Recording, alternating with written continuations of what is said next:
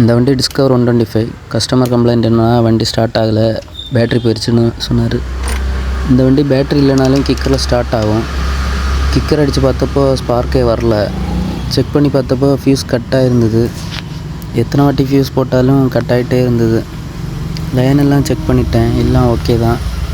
அப்போது ஏதோ ஒரு யூனிட்டில் தான் ஷார்ட் சர்க்யூட் ஆகிருக்கும். மேக்னெட் காயில், ரெக்டிஃபையர், மீட்ரு, சிடிஐ இதில் ஏதோ ஒன்று ஷார்ட் ஆகிருக்கும். இதை கண்டுபிடிக்க ஒரு இண்டிகேட்டர் பல்பை ஹோல்டரோடு எடுத்துகிட்டு அதோட பாசிட்டிவ் லைனை ஃபியூஸோட பாசிட்டிவ், அதாவது பேட்ரி சைடும், நெகட்டிவ் லைனை இன்னொரு சைடும் வச்சோம்னா பல்பு எரியும். அப்படி பல்பை எரிய விட்டுட்டு ஒவ்வொரு யூனிட்டோட சாக்கெட்ஸும் கழட்டி பார்க்கணும்.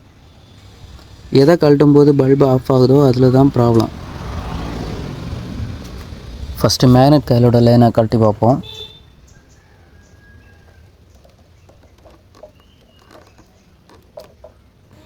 அதில் ஆஃப் ஆகலை. அப்புறம் ரெக்டிஃபையர் லைனை கழட்டி பார்ப்போம்.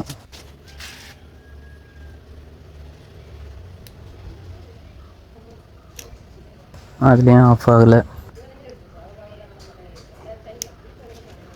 தென் சிடிஐ,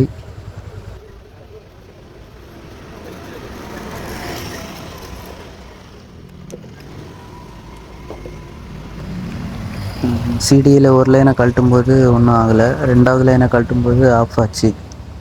அப்போது இதில் சிடிஏ தான் ப்ராப்ளமாக இருக்குது. ஆல்ரெடி கண்டுபிடிச்சிட்டேன், வீடியோக்காக செகண்ட் டைம் பண்ணுறேன். இப்போ அந்த சிடிஏ லைனை கழட்டி விட்டுட்டு ஃபியூஸை செக் பண்ணுறேன்.